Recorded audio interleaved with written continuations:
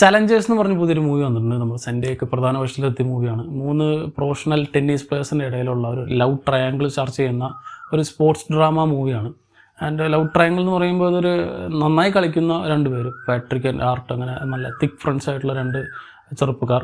അവരുടെ ഇടയിലേക്ക് വേറൊരു പ്രൊഫഷണൽ ടെന്നീസ് പ്ലെയറായ ടാഷ് എന്നൊരു ക്യാരക്ടർ കടന്നു വരികയും പിന്നീട് ഇവരുടെ ലൈഫിൽ എന്ത് നടന്നെന്ന് കാണിക്കുന്നൊരു സിനിമയാണ്. ആൻഡ് ഇത് ഒരു സ്ലോ ബേൺ സാധനമാണ്. പക്ഷേ ഇതിൻ്റെ മേക്കിങ്ങിലും തന്നെ ഇതിൻ്റെ സ്ക്രീൻ പ്ലേയിലുള്ള ആ ഒരു നോൺ ലിനിയാരിറ്റി കാരണം സിനിമ നമ്മളെ പിടിച്ചിരുത്തുന്നുണ്ട്. എനിക്ക് സാധനം ഇഷ്ടമായി. കാരണം ഇതൊരു ഉറക്കം തൂങ്ങി ബോറടിച്ച് ചാവേണ്ട ഒരു സിനിമ തന്നെയാണ്. പക്ഷേ അതിൻ്റെ ആ ഒരു നോൺ ലിനിയാരിറ്റി കാരണം അടുത്തടുത്ത കാര്യങ്ങൾ നമുക്ക് എപ്പോൾ എന്ത് ഷിഫ്റ്റ് ആവുമെന്ന് അറിയില്ല. അവരുടെ ആ ഒരു പാസ്റ്റിലേക്ക് ഇടയ്ക്കൊക്കെ കയറി പോകുമ്പോൾ പിന്നീടും കുറേയും കൂടി ഡീപ്പായിട്ട് കാര്യങ്ങൾ നമുക്ക് മനസ്സിലാവുന്ന രീതിയിലാണ് ഈ ഒരു ക്യാരക്ടേഴ്സിനെ സെറ്റ് ചെയ്ത് വെച്ചുള്ളൂ. സോ അവർ ക്യാരക്ടർ ഡിസൈനും അടിപൊളിയാണ്.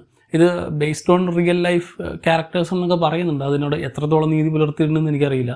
പക്ഷെ സ്റ്റിൽ ആ ഒരു കാര്യത്തോട് ഇത് ഭയങ്കര കോംപ്ലിക്കേറ്റഡ് ആണ് ഇവരുടെ ഒരു റിലേഷൻഷിപ്പ് എന്ന് പറയാം. അവസാനത്തെ ആ ഒരു ക്ലൈമാക്സ് പോർഷനിലുള്ള ഒരു സാധനം എനിക്ക് ഭയങ്കരമായിട്ട് ക്ലിക്കായി. അവിടെയാണ് ഈ സിനിമ മുഴുവനായിട്ട് ഡിഫൈൻ ചെയ്യുന്നത്. പക്ഷെ അതുവരെ പിടിച്ചിരുത്താൻ കുറച്ച് പണിയാണ്. കുറേ പേരൊക്കെ ചിലപ്പോൾ അതിനിടയിലേ നിർത്തിപ്പോവും. പക്ഷെ അവർ ലാസ്റ്റ് മൊമെൻ്റുള്ള ആ ഒരു ലാസ്റ്റ് സീൻ, അതാണ് എനിക്ക് ഈ സിനിമ റെക്കമെൻഡ് ചെയ്തെന്ന് തോന്നിയ മെയിൻ കാര്യങ്ങളുണ്ട്. ദെൻ ഇതിൻ്റെ ഒരു മേക്കിംഗ് രസമാണ്. ചില സമയത്ത് ഇവർ ടെന്നീസ് കളിക്കുന്നതിനിടയിൽ ഒരു ഹൈ ഒക്ടൈൻ ഒരു എഡ്ജ് ത്രില്ലറിലേക്ക് ഇത് പോകുന്നുണ്ട്. കാരണം ആ ഒരു ടെന്നീസ് കളിക്കുന്ന ഒരു മോഡിനെ ഭയങ്കര റിയലിസ്റ്റിക് അല്ല, നമ്മളിതുവരെ കാണാത്ത രീതിയിൽ ഇതിനെ അപ്രോച്ച് ചെയ്തിട്ടുണ്ട്. ഈവൺ ആ ഒരു ബോൾ പോകുന്ന ആ ഒരു ബോൾ ട്രാക്കിംഗ് ഒക്കെ ചെയ്യുന്നൊരു സാധനമുണ്ട് അവസാനത്തെ. പൊള്ളിയാണ്. അതൊരു മരണക്കളിയാണ് കളിക്കുക. അവരുടെ ഇടയിൽ ആ ഒരു ഇമോഷൻസ് അവരുടെ കളിക്കിടയിലും നമുക്ക് ട്രാൻസ്ഫർ ചെയ്ത് കിട്ടുന്ന രീതിയിലുള്ള കുറേ സാധനങ്ങളൊക്കെ ഇതിൽ ചെയ്തിട്ടുണ്ട്. ഈ ഒരു പാട്രിക് ആൻഡ് ആർട്ട് അവർ 2 പേരും കിഡിലിനായിട്ട് തന്നെ പെർഫോം ചെയ്തിട്ടുണ്ട്. അതിനിടയിൽ പക്ഷേ കുറേ കൂടി സ്കോർ ചെയ്യുന്നത് സെൻഡയാണ്. സെൻഡയുടെ ക്യാരക്ടറിനെ റിവോൾവ് ചെയ്താണ് ഇവരുടെ ലൈഫ് മുഴുവനുള്ളത്. So how she defines them എന്നതാണ് സിനിമയുടെ പ്രധാന ഉദ്ദേശം. അത് കണ്ടു കഴിയുമ്പോൾ നമുക്ക് മനസ്സിലാവും.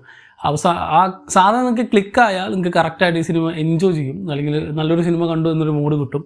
അല്ലെങ്കിൽ അവസാനത്തെ ആ ഒരു മൊമെൻറ്റ് പോലും ഒന്നല്ലാതെ നമ്മളിങ്ങനെ വെറുതെ കണ്ടിരിക്കുകയാണ്, ഒന്നും നമുക്ക് ഫീൽ ചെയ്തില്ല എന്നുണ്ടെങ്കിൽ ഈ സിനിമ നിങ്ങൾക്കൊരു കംപ്ലീറ്റ് ഡിസാറ്റിസ്ഫാക്ഷൻ ആയിട്ട് വരും. അല്ലെങ്കിൽ വെറുതെ ഒരു സിനിമ കണ്ട പോലെ നമുക്ക് തോന്നും. സോ ഇത് കണ്ടു കഴിഞ്ഞാലേ അറിയുള്ളൂ എങ്ങനെ നിങ്ങൾക്ക് ഫീൽ ആവുന്നുള്ളത്. സോ ട്രൈ ചെയ്ത് നോക്കുക. ചലഞ്ചേഴ്സ് എന്ന മൂവി ഇപ്പോൾ OTT അല്ലെങ്കിൽ ഡിജിറ്റൽ അവൈലബിൾ ആണ്.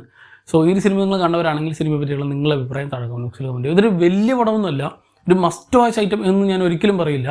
നമ്മളിപ്പോൾ ഈ A24 മൂവീസൊക്കെ കാണില്ല, അതേപോലെ കുറച്ച് വെറൈറ്റി ആയിട്ട് ട്രീറ്റ് ചെയ്തിട്ടുള്ള ഒരു സാധാരണ ക്ലീശേ ആവേണ്ട ഒരു നോർമൽ പടമാണ്. പക്ഷേ ട്രീറ്റ്മെൻറ്റ് കൊണ്ട് കുറച്ചൊക്കെ വ്യത്യാസമുള്ള, കണ്ടിരിക്കാൻ നല്ല രസമുള്ള ഒരു പടമായിട്ട് എനിക്ക് തോന്നി. And it's a slow burn. ആ ഒരു കാര്യം കൂടി മനസ്സിൽ കണ്ടു നോക്കുക. സ്ലോ ബേണിലുള്ള ഒരു റൊമാൻറ്റിക് റിലേഷൻഷിപ്പ് മൂവി. സാധാരണ ഞാൻ അങ്ങനത്തെ റൊമാൻറ്റിക് മൂവീസ് ഒന്നും കാണാറില്ല. എനിക്ക് ആ ഒരു ട്രാക്കേ ഇഷ്ടമല്ല. പക്ഷേ ഇത് അങ്ങനത്തെ റൊമാൻസ് അല്ല.